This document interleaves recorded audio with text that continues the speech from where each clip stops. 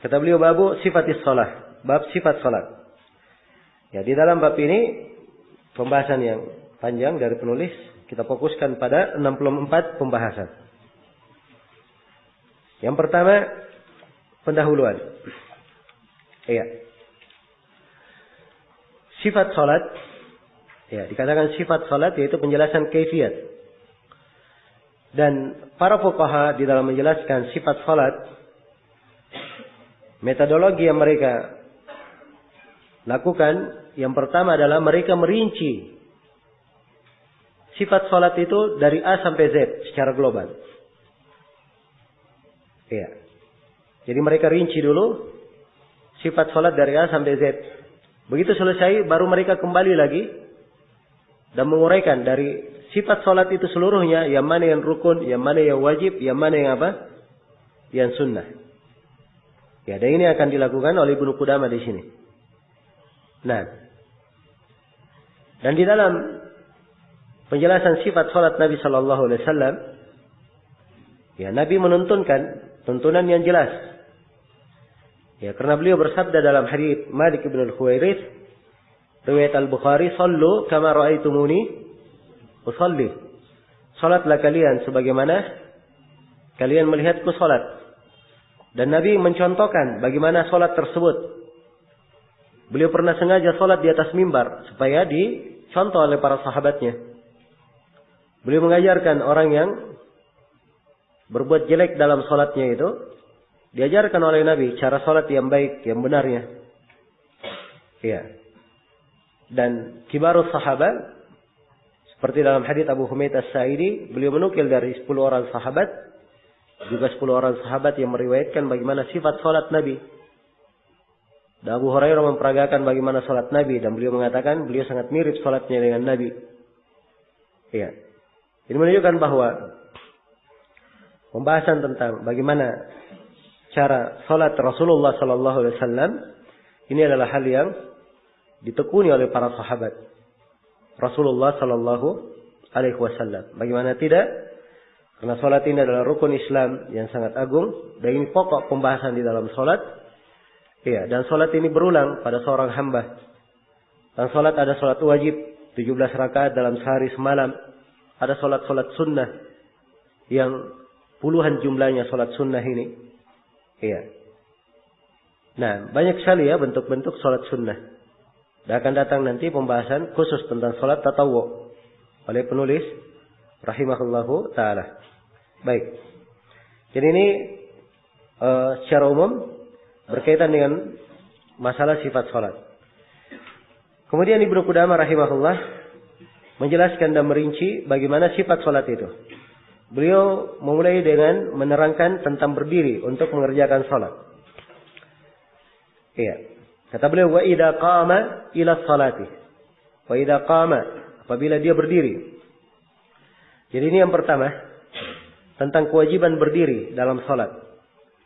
Nah, karena Allah Subhanahu wa taala berfirman, wa qumu lillahi qanitin. Berdirilah kalian untuk Allah, melakukan salat dalam keadaan qanit, dalam keadaan khusyuk. Dan dalam hadits Imran bin Husain riwayat Al-Bukhari, Rasulullah sallallahu alaihi wasallam bersabda, "Shalli qa'iman, fa illam tastati' fa qa'idan, fa illam tastati' fa 'ala jamb." Salatlah kamu berdiri. Kalau kamu tidak mampu, maka duduklah. Kalau kamu tidak mampu, maka boleh kamu berbaring. Dan orang yang keliru dalam salatnya itu diajari oleh Nabi, "Idza qumta ila shalah." Kalau kamu berdiri untuk salat, fastaqbilil qiblah. Menghadaplah ke kiblat. Jadi ajarkan, idza qumta, kalau kamu berdiri. Ya. Jadi ini yang pertama, seorang ketika dia salat, dia berdiri. Dan berdiri ini apabila ada kemampuan. Apabila ada kemampuan. Kalau misalnya seorang sakit, boleh dia duduk. Dia tidak mungkin duduk, maka dia boleh apa? Boleh berbaring. Dia tidak mungkin berbaring, maka dia berisyarat. Boleh berisyarat dengan kepalanya. Nah, isyarat dengan kepala. Dan di dalam isyarat secara umum, ya caranya untuk rukuknya, untuk sujudnya isyaratnya lebih mendalam daripada apa? daripada rukuknya. Jadi kalau misalnya dia isyarat dengan kepala, ya diangkat kepalanya 5 derajat, misalnya, ini untuk rukuk, untuk rukuk. Tapi begitu untuk sujud diangkat kepalanya lebih apa? Lebih tinggi lagi, misalnya diangkat 10 derajat. Ini untuk apa? Untuk sujud. Iya, untuk sujudnya. Demikian pula di orang yang sholat di atas perahu, ya, boleh dia sholat duduk. Kalau khawatir apabila dia berdiri di atas perahu bisa menyebabkan dia apa? Dia tenggelam atau jatuh dari perahu tersebut. Nah, dan ini dari kemudahan-kemudahan di dalam syariat kita.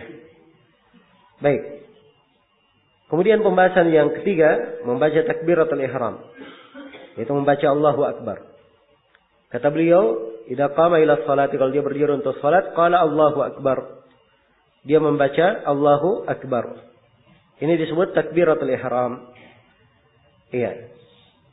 Dan ini bagian dari salat diajarkan oleh Nabi sallallahu alaihi wasallam pada orang yang jelek salatnya itu. Beliau berkata, istaqbilil qiblah fakabbir. Menghadaplah kamu ke kiblat, kemudian takbirlah kamu.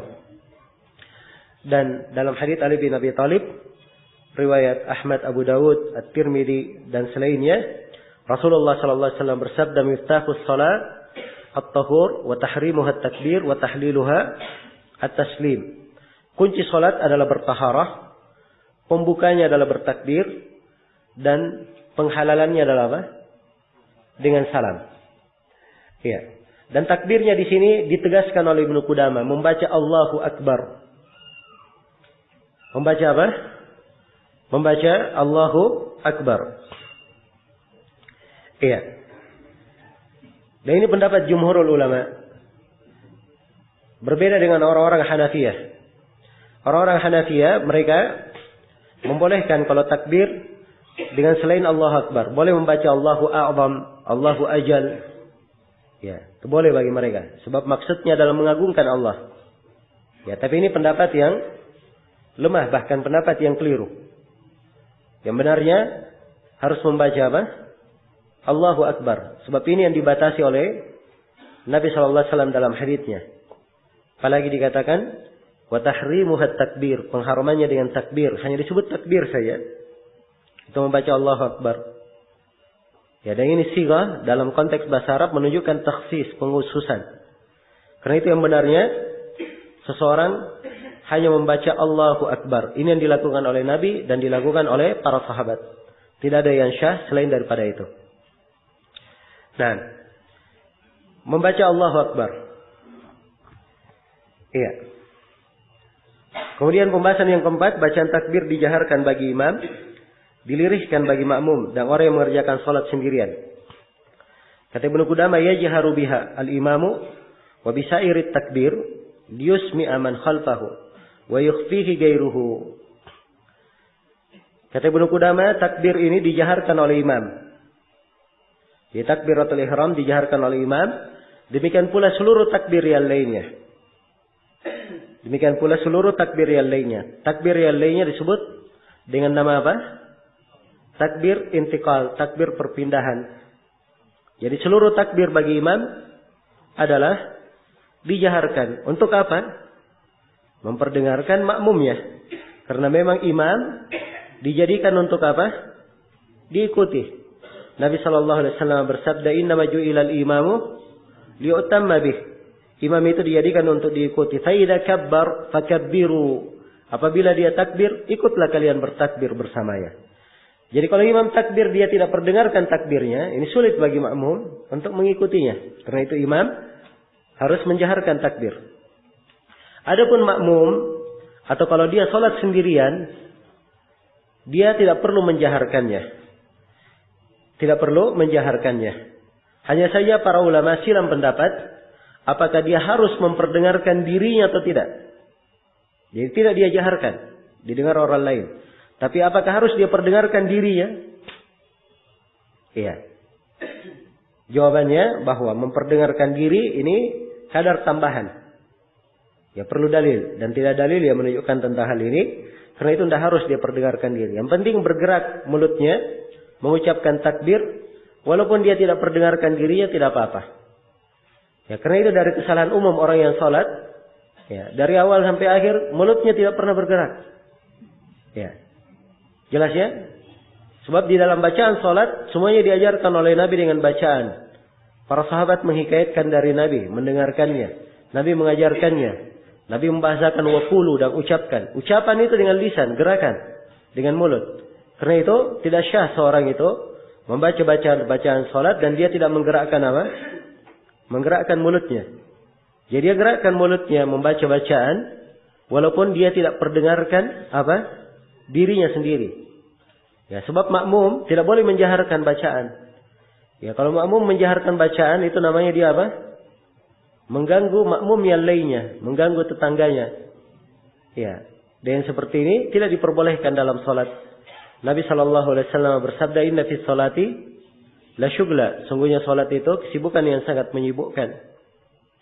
Dan Rasulullah SAW bersabda, "Ala innakum ala kullukum munajin rabba fala yajharanna ba'dukum ala ba'din fil qira'ah."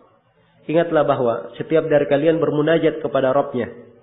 Jangan sebagian dari kalian mengangkat suara di atas sebagian yang lainnya saat membaca. Jadi bacaan, ya, kalau antara makmum tidak boleh dijaharkan. Sebab itu mengganggu ya. Mengganggu tetangganya. Ya, dan ini menjadi masalah ya pada sebagian orang. Ya, yang menjaharkan bacaannya dan mengganggu tetangganya. Baik. Pembahasan berikutnya, kata Ibnu Qudamah rahimahullahu taala, baik ini di pembahasan yang keberapa kita? Pembahasan yang kelima ya, kesunahan mengangkat tangan hingga bahu atau ujung telinga bersama dengan takbir. Ya, kata beliau rahimahullahu taala, wa yarfa'u yadayhi inda ibtida'i takbir ila hadwi mankibaihi atau ila furu'i udunaihi. Ya. Kata beliau, dan dia mengangkat kedua tangannya. Mengangkat kedua tangannya bersama dengan mengangkat kedua tangannya di permulaan takbir. Perhatikan bahasanya ya. Di permulaan apa? Di permulaan takbir. Ila hadwi mankibaihi, sampai sejajar dengan apa? Bahunya. Au ila furu'i udunaihi, atau sejajar dengan ujung telinganya. Jadi ada dua kaifiat dalam mengangkat tangan. Iya. Dia membaca Allahu Akbar sejajar dengan apa? Sejajar dengan bahu yang pertama, dan boleh Allahu Akbar sejajar dengan apa? Sejajar dengan ujung telinga. Yang dimaksud sejajar ya. Iya. Sejajar itu tidak harus dekat. Sebagian orang seakan-akan kalau takbir harus di mana? Di bahunya tangannya. Harus melengket di bahunya atau melengket di telinganya. Ya. Dan ini tidak mesti. Yang disebut dalam hadits adalah hadwa, sejajar. Sebab ini posisi yang sedangnya, posisi yang apa? Enaknya di dalam salat. Karena itu hanya sejajar saja. Ya. Kalau dia dekatkan ke telinganya, ini akan apa? Takalluf ya. Ya, coba bayangkan kalau dia dekatkan ke telinganya. Ya, Allahu Akbar. Jadi kalau dia sholat di sampingnya ada tetangganya, ya, akan kena siku orang yang di sampingnya. Ya. Kalau dia ingin menjaga orang yang di sampingnya tidak kena siku, dia harus tunduk sedikit. Allahu Akbar. Ya. Dan ini takalluf namanya, berlebihan. Ya, ini takalluf dan kita dilarang ya dari takalluf yang seperti ini. Baik. Kenapa ada dua kaifiat? Sebab memang ada dua hadits dalam hal ini. Hadits yang pertama, hadits Ibnu Umar riwayat Bukhari dan Muslim. Kata Ibnu Umar, "Ra'aitu Rasulullah sallallahu alaihi wasallam idza qama lis-salati rafa'a yadayhi hatta takuna hadwa mankibaihi thumma kabbar." Kata beliau, saya melihat Rasulullah sallallahu alaihi wasallam apabila dia berdiri untuk salat, dia mengangkat kedua tangannya sampai sejajar dengan kedua bahunya. Kemudian beliau takbir. Ini hadits Ibnu Umar ya, sejajar dengan apa? Sejajar dengan bahu. Adapun sejajar dengan ujung telinga, ini dalam hadits Malik bin Huwairits riwayat Bukhari dan Muslim. Kata beliau, anna Rasulullah sallallahu alaihi wasallam kana idza kabbara rafa'a yadayhi hatta yuhadhiya bihima udunayhi. Adalah Nabi sallallahu alaihi wasallam kalau beliau bertakbir, beliau mengangkat kedua tangannya sampai sejajar dengan ujung apa? Ujung kedua telinganya. Baik. Ini tentang posisi pengangkatan tangan saat takbir. Nah, dari Ibnu Qudamah di sini mengisyaratkan tentang takbirnya, bahwa takbir itu beserta ya bersamaan. Jadi membaca Allah Akbar bersamaan dengan apa? Mengangkat tangan. Dan ini salah satu kaifiat. Iya. Dan memang ada 3 riwayat. Ada riwayat takbir dahulu baru mengangkat tangan. Dan ada riwayat mengangkat tangan kemudian apa? Takbir. Tapi ini kaifiatnya harus diperjelas ya. Iya. Kaifiatnya harus diperjelas. Karena sebagian ada yang dia takbir dulu, Allahu Akbar, selesai Allah Akbarnya baru apa? Mengangkat tangan. Atau dia takbir dulu Allahu Akbar, iya, baru dia turun untuk ruku. Dan ini dianggap keliru oleh sejumlah ulama. Iya. Karena itu di banyak buku fikih disyaratkan harus takbir itu bersama dengan gerakan. Iya. Bersama dengan gerakan. Iya. Baik. Mungkin ada yang bertanya, kalau takbir bersama dengan gerakan, lalu bagaimana posisi hadits yang mengatakan Nabi takbir kemudian mengangkat tangan atau mengangkat tangan kemudian takbir? Ya jawabannya bahwa takbir bersama dengan gerakan. Tapi maksudnya takbirnya di awal. Allahu Akbar bersama dengan gerakan di awal. Atau diangkat tangannya dahulu. Masih ikut tangannya sambil dia baca apa? Allahu Akbar. Atau dia ruku. Ya, dia mulai ruku Allahu Akbar. Mulai ruku. Ini namanya awal. Tapi disertai dengan apa? Gerakan ruku. Atau sudah dekat. Ruku sudah hampir posisi ruku sempurna. Baru dia baca takbir Allahu Akbar. Ini namanya takbirnya dia apa? Diakhirkan. Iya. Jadi ini yang dipahami oleh banyak dari ulama kita yang membahas tentang sifat salat, bahwa makna dari takbir bukan artinya dia takbir dahulu Allahu Akbar, selesai takbirnya sempurna baru dia ruku, tidak. Atau dia ruku sempurna setelah itu baru dia takbir. Sebab kalau dia ruku sempurna, kalau dia sudah bangun dari ruku misalnya, dia bangun dari ruku sempurna i'tidal, kemudian baru dia takbir. Ini takbirnya bukan pada saat dia bangkit dari ruku, pada saat i'tidal namanya dia takbir. Dan ini dia keliru namanya. Ya, memposisikan takbir bukan pada tempatnya. Karena itu para fuqaha mengharuskan takbir bersama dengan apa? Gerakan. Boleh di awal gerakan, boleh di tengahnya, dan boleh di akhir gerakan. Boleh di akhir gerakan. Iya. Baik. Jadi ini saya katakan bahwa ini yang dipahami oleh umumnya ya dari para ulama kita yang membahas tentang hal ini. Ya kalaupun ada riwayat-riwayat dari sebagian imam fikih yang cenderung mengatakan boleh gerakan dulu sempurna kemudian takbir atau sebaliknya, maka ini diarahkan kepada makna yang saya terangkan tadi. Iya. Kemudian berikutnya seputar peletakan tangan di atas tangan kiri di bawah pusar. Ya. Ibnu Qudamah berkata, "Wa yaj'aluhuma tahta surratihi." Dia jadikan kedua tangannya di bawah apa? Di bawah pusarnya. Ya. Jadi sini dua hal ya. Pertama meletakkan tangan kanan di atas tangan apa? Tangan kiri. Dan ini syah di dalam banyak hadis. Sebab di dalam sholat posisi tangan diletakkan di atas tangan kiri. Ya. Sebagian ulama ada yang menyusun risalah khusus, yaitu Syekh As-Sindi, beliau menyusun risalah khusus hadits mutawatir tentang meletakkan tangan kanan di atas tangan kiri. Jelas ya? Tangan kanan di atas tangan kiri ya, sebab ini memang tidak dipungkiri kesahihan haditsnya. Hanya saja yang menjadi masalah di mana diletakkan kanan di atas kiri, di mana diletakkan, di atas dada kah, di pusar kah atau di bawah pusar? Ini yang ada silam pendapat dalam apa? Riwayatnya. Iya. Baik, sebelum saya masuk kepada di mana letaknya, posisinya dulu. Tangan kanan diletakkan di atas tangan kiri. Iya. Di dalam sebagian riwayat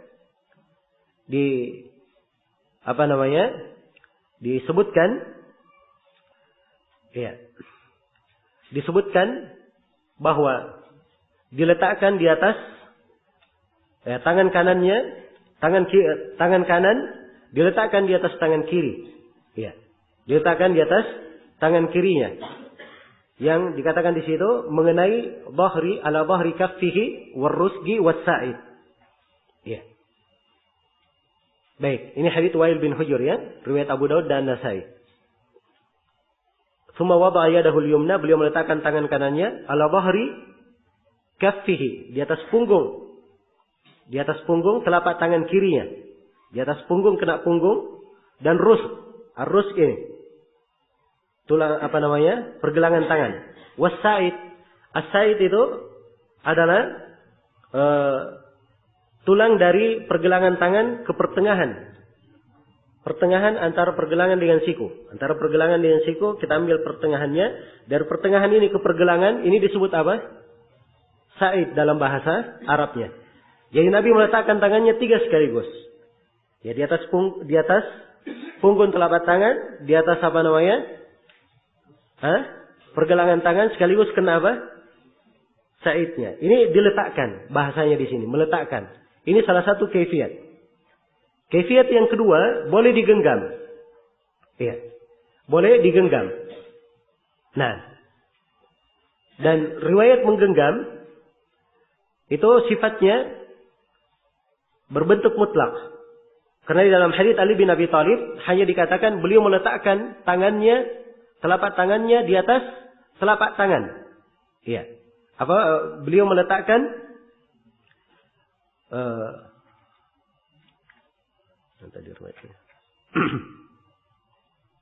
nah, di dalam hadits, bukan hadits Ali bin Abi Thalib, dalam hadits Sahal bin Sa'ad As-Sa'idi, kana an-nasu yu'maruna ay yada'a ar-rajul yadahu al-yumna 'ala dhira'ihi al-yusra fi shalah.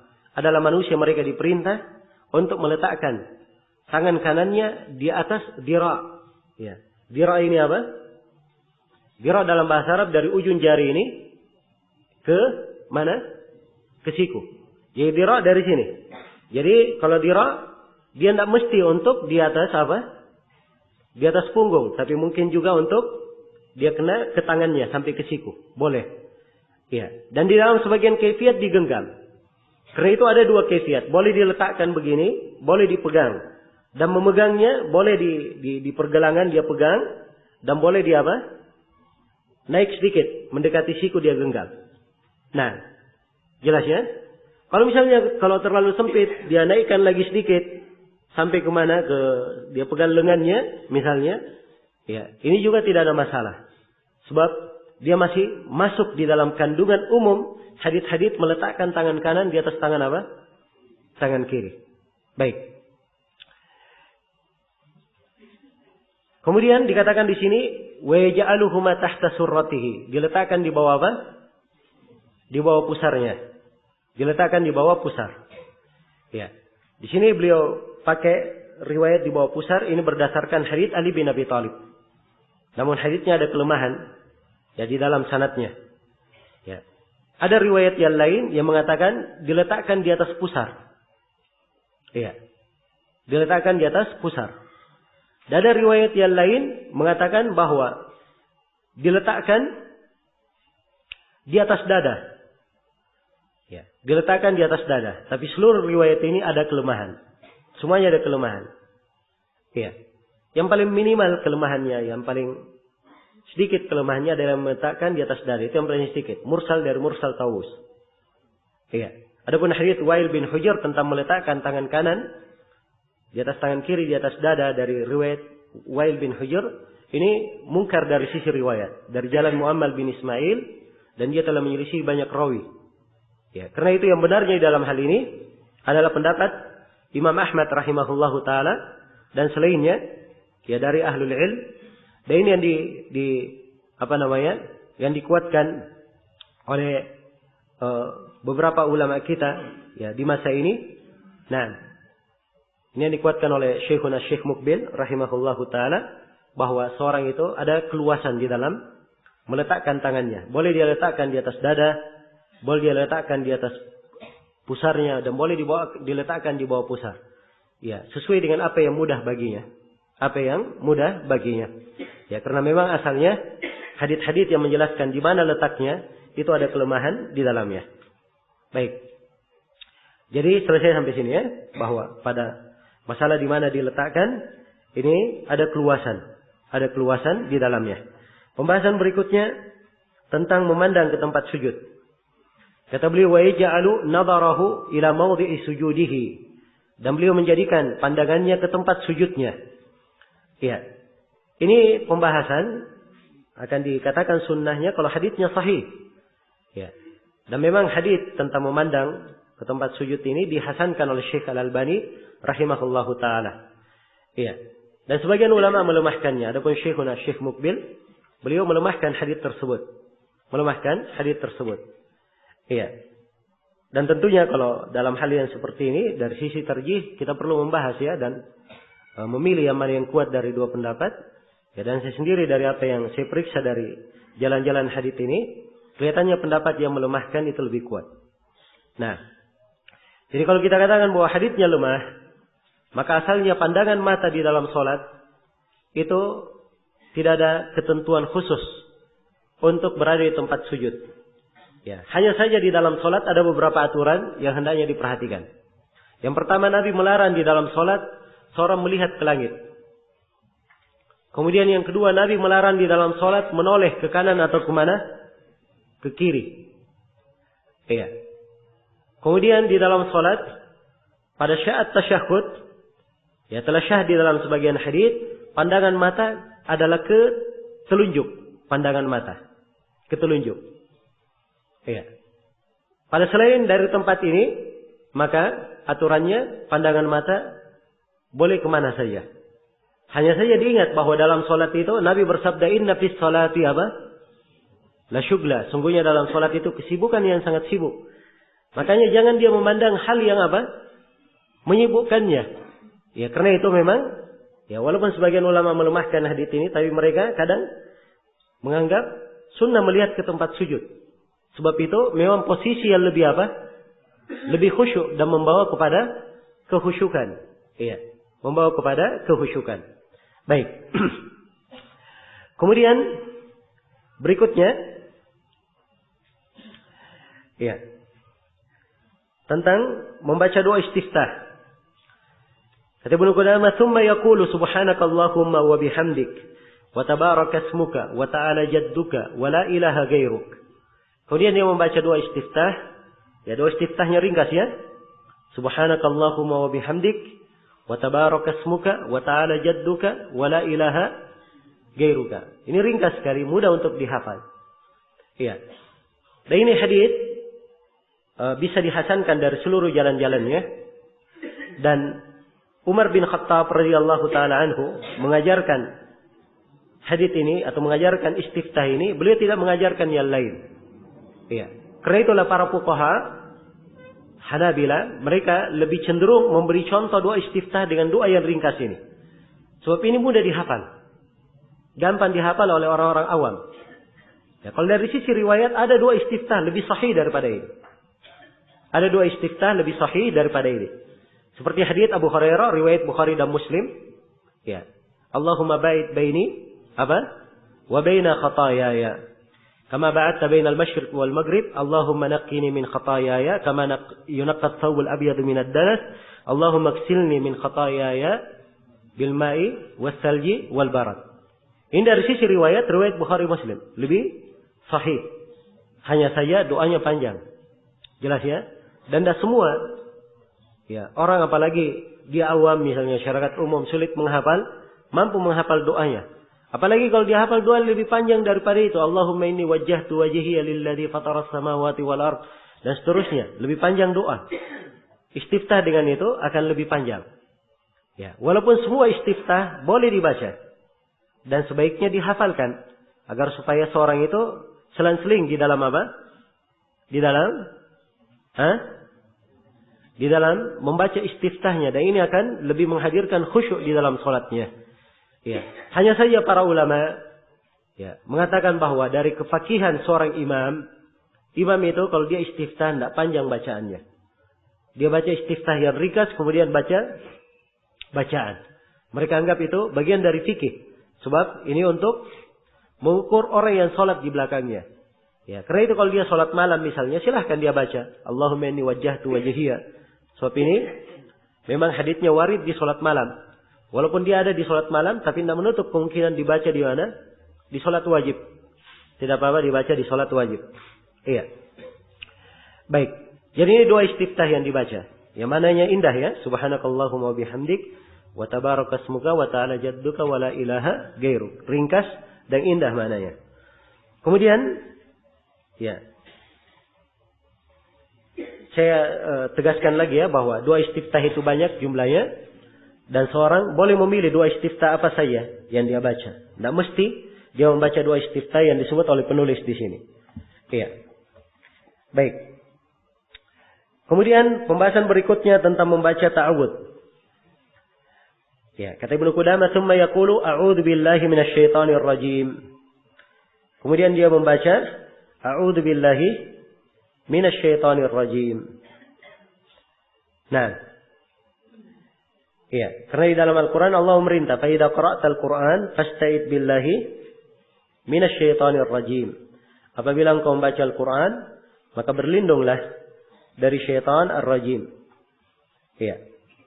Dan ini perintah dalam Al-Quran ini menunjukkan disyariatkannya seseorang membaca apa? Membaca isti'adah. Ya, boleh membaca a'udzubillahi minasyaitonir rajim. Dan memang riwayat-riwayat membaca ta'awudz itu ada beberapa riwayat. Ya. Ada beberapa riwayat. Karena itu para ulama mengatakan bahwa yang paling lengkapnya dia membaca isti'adah atau ta'awudz adalah dia membaca sebagaimana di dalam hadis. Allahumma dia membaca a'udzu billahi as-sami'il 'alim minasyaitonir rajim min hamzihi wa nafthihi wa nafthihi. Itu yang paling lengkapnya. Sebagaimana telah syah dari Nabi sallallahu alaihi wasallam. Dan boleh dia ringkas, dia membaca a'udzu billahi as-sami'il 'alim minasyaitonir rajim. Sampai situ saja boleh. Dan boleh dia juga baca a'udzu billahi minasyaitonir rajim min hamzihi wa nafthihi wa nafthihi. Dia tidak membaca as-sami'ul alimnya. Dan boleh dia baca yang paling ringkasnya a'udzubillahi minasyaitonir rajim. Ini semuanya diperbolehkan. Ya, dia baca sesuai dengan apa yang dimudahkan baginya. Hanya saja para ulama berbeda pendapat. Apakah isti'adah ini dibaca untuk salat atau untuk bacaan di dalam salat? Iya. Kalau untuk salat maka cukup sekali dia baca. Kalau untuk bacaan dalam salat, ini ada silang pendapat.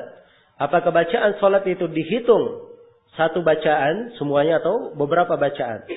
Kalau dihitung beberapa bacaan maka pada setiap rakaat dia membaca apa? A'udzubillahi minasyaitonir rajim. Tapi kalau seluruh bacaan salat dihitung satu, maka membaca basmalahnya cuma sekali dan membaca ta'awudznya cuma apa? Cuma sekali. Ya. Dan ini pendapat yang lebih zahir bahwa bacaan salat cuma satu saja di dalam salat. Ya. Karena penyebutan basmalah dan penyebutan isti'adah itu hanya disebut di permulaan salat. Ya. Disebut di permulaan salat. Ini yang paling zahirnya. Walaupun kalau ada yang membaca basmalah dan membaca isti'adah pada setiap rakaat, kita tidak mempunyai dalil kuat untuk mengingkarinya. Ya, tapi secara zahir lebih zahir kalau dia dibaca di awal salat saja. Baik, kemudian pembahasan berikutnya tentang membaca basmalah, perihal membaca basmalah. Kata Ibnu Qudamah, "Tsumma yaqulu bismillahirrahmanirrahim." Kemudian dia membaca bismillahirrahmanirrahim. Iya. Membaca basmalah ini ya dibaca di dalam salat ya, dibaca di dalam salat. Ya.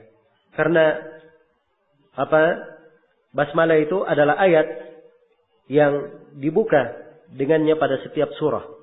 Dibuka dengannya pada setiap surah. Betul dia bukan dari surah Al-Fatihah, tapi dia adalah ayat untuk membuka setiap surah kecuali surah apa?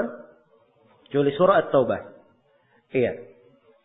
Maka disyariatkan untuk membacanya. Disyariatkan untuk membacanya. Iya. Dan ada beberapa riwayat yang menjelaskan tentang ya hal ini.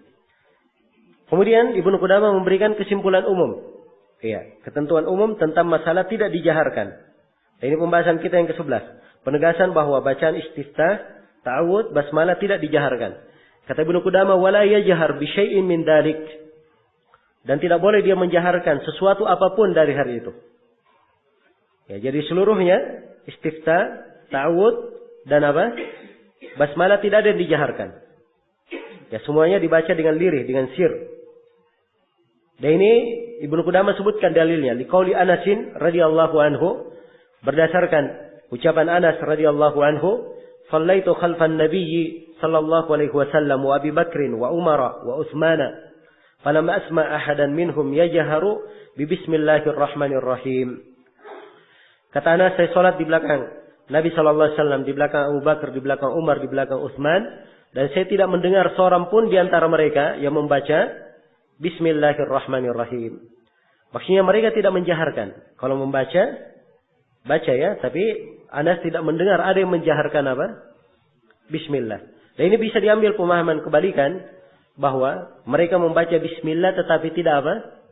Tidak dijaharkan. Membaca basmalah, bismillahirrahmanirrahim, tapi tidak dijaharkan.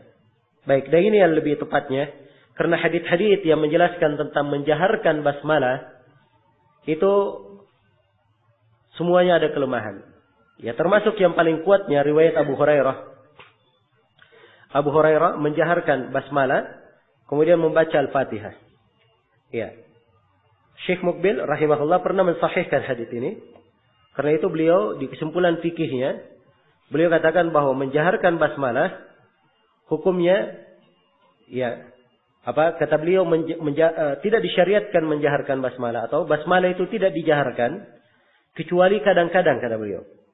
Kecuali apa? Kadang-kadang. Karena kebanyakan riwayat tidak menjaharkan. Ada satu riwayat dari Abu Hurairah disebut menjaharkan. Maka beliau kompromikan bahwa asalnya tidak menjaharkan basmalah. Boleh, tapi apa?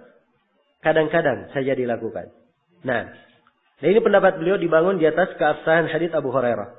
Tapi yang benarnya bahwa menjaharkan basmalah pada hadits Abu Hurairah itu juga ada kelemahan di dalamnya. Dia adalah riwayat yang syadz. Ya, dan saya dengar belakangan katanya beliau rujuk rahimahullahu taala dari mensahihkannya. Nah, baik. Yang jelas bisa disimpulkan di sini bahwa basmalah itu tidak dijaharkan. Iya. Dan ini termasuk masalah yang ditekankan ya, sampai Ali bin al-Madini menyebutnya di pembahasan akidah. Karena itu di akidah Ali bin al-Madini beliau terangkan dari prinsip ahli sunnah tidak menjaharkan basmalah. Dan Ibnu Rajab rahimahullah menyebut beberapa aqwal dari as-salaf tentang celaan orang yang menjaharkan basmalah.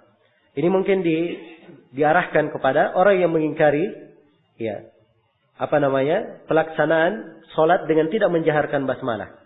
Kalau dia mengingkarinya, maka ini dianggap menyelisih sunnah. Karena sunnah Nabi Shallallahu Alaihi Wasallam apa? Tidak menjaharkan. Adapun masalah silam pendapat, ini ada silam pendapat di kalangan para ulama di dalam hal ini. Baik. Selesai sudah ya tentang masalah menjaharkan basmalah. Jadi ta'awudz tidak dikeraskan, doa istiftah juga tidak dikeraskan.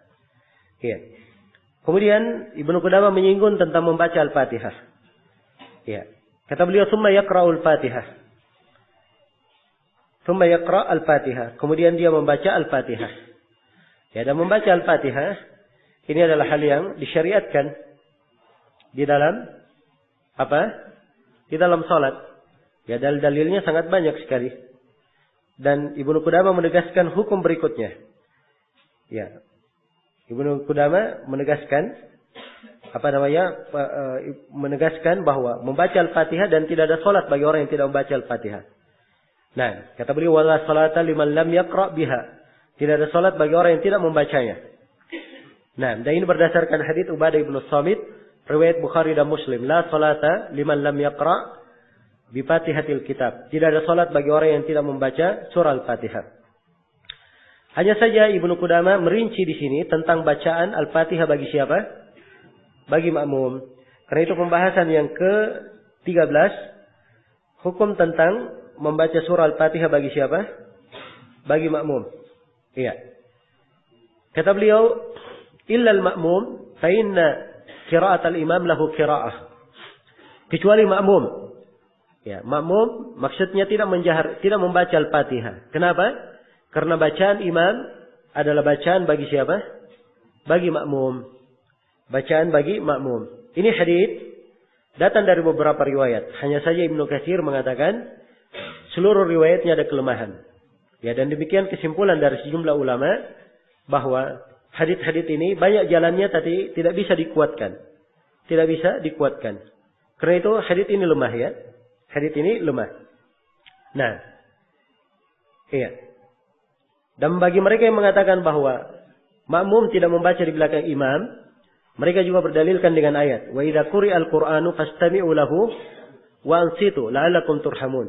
Apabila Al-Quran dibaca, maka dengarkanlah Al-Quran itu dan diamlah supaya kalian mendapat rahmat. Diperintah diam. Nah, tapi ayat ini telah dikhususkan keumumannya di dalam apa? Di dalam hadits-hadits Rasulullah. Karena Rasulullah bersabda, la salata liman la yaqra bi Fatihatil Kitab. Tidak ada salat bagi orang yang tidak membaca surah Al-Fatihah. Maka seluruh bacaan imam kita wajib dengar kecuali apa? Membaca Al-Fatihah, karena makmum juga wajib membaca Al-Fatihah. Demikian pula hadits Abu Hurairah, Rasulullah bersabda, la'allakum taqra'una khalfa imamikum la taf'alu illa bi ummil Qur'an. Barangkali kalian membaca di belakang imam kalian, jangan kalian lakukan hal tersebut kecuali kalau membaca apa? Membaca surah Al-Fatihah. Kecuali kalau membaca surah Al-Fatihah. Karena itu pendapat yang lebih kuat, dan ini yang dikuatkan oleh Syekh bin Baz, Syekh Ibn Utsaimin, Syekh Mukbil, dan selainnya, bahwa membaca surah Al-Fatihah bagi makmum hukumnya sama dengan imam. Hukumnya wajib, sebagaimana imam wajib membaca Al-Fatihah, demikian pula makmum wajib membaca apa? Membaca Al-Fatihah. Dan ini tidak ada perbedaan dalam sholat sirriyah maupun sholat jahriyah. Makmum juga membaca apa? Membaca surah Al-Fatihah. Karena keumuman hadits Nabi sallallahu alaihi wasallam, la salata liman lam yaqra bi Fatihatil Kitab. Tidak ada salat bagi orang yang tidak membaca apa? Surah Al-Fatihah. Iya. Selesai tentang masalah hukum membaca surah Al-Fatihah. Kemudian pembahasan yang ke-14 tentang makmum membaca surah Al-Fatihah pada sakta imam. Sakta itu artinya diamnya imam. Ya, imam itu diam beberapa tempat. Di awal sholat, setelah membaca Al-Fatihah, dan sebelum dia apa? Sebelum dia ruku. Iya, ini 3 tempat imam diam. Nah, Ibnu Qudamah berkata disunnahkan membaca Al-Fatihah pada sakta imam. Kata beliau, wa istahabbu ay yaqra'a fi sakatatil imam. Dan disunnahkan bagi makmum untuk membaca Al-Fatihah di tempat-tempat diamnya imam. Iya. Tentunya kalau dia membaca Al-Fatihah di awal salat, mendahului imam namanya, dan tidak boleh mendahului apa? Mendahului imam. Iya. Baik. Dan ini tentunya berlaku di salat apa? Salat jahriyah ya, kalau salat sirriyah bebas. Sebab imam tidak terdengar bacaannya. Iya.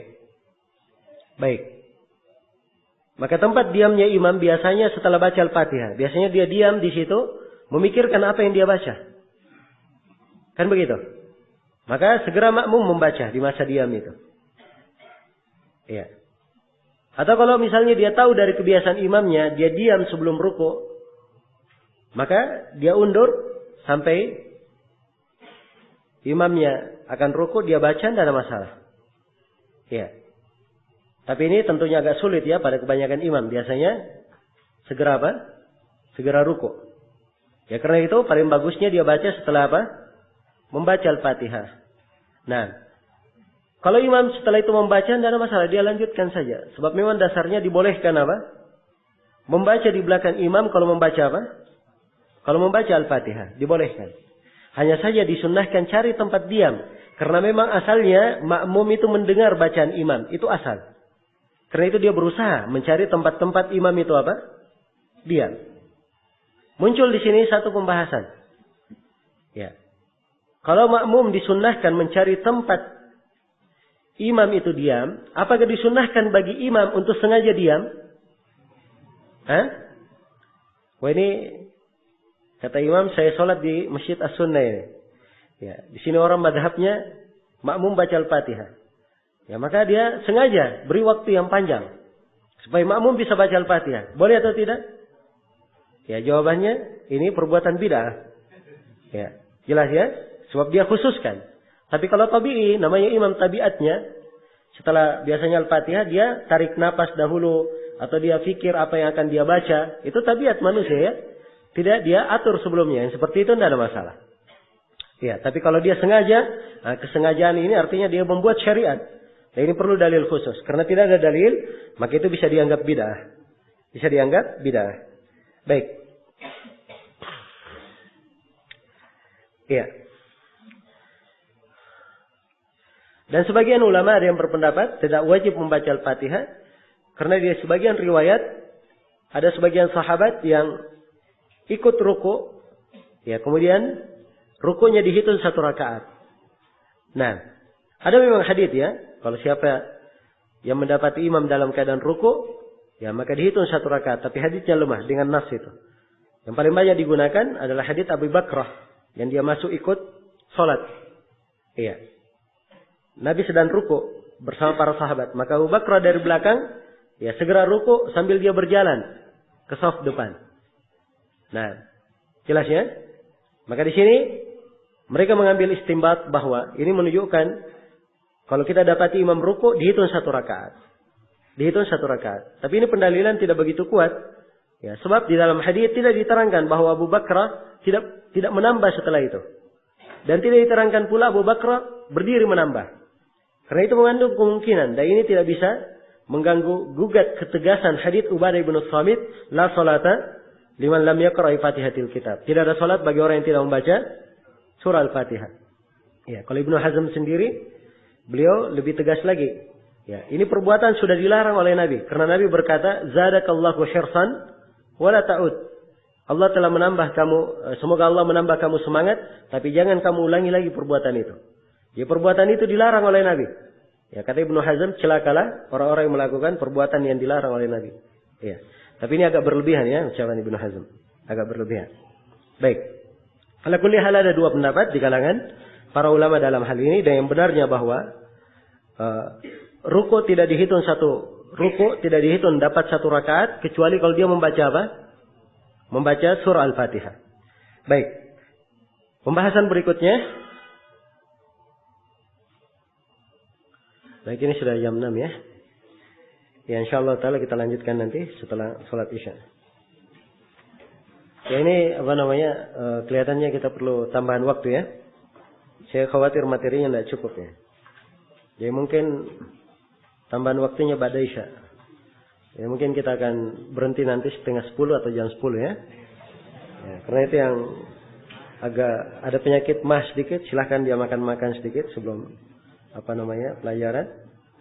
Ya. Baik, untuk sementara saya cukupkan dulu sampai sini. Subhanakallahumma wa bihamdik, asyhadu an la ilaha illa anta, astaghfiruka wa atubu ilaik. Walhamdulillahirabbil alamin.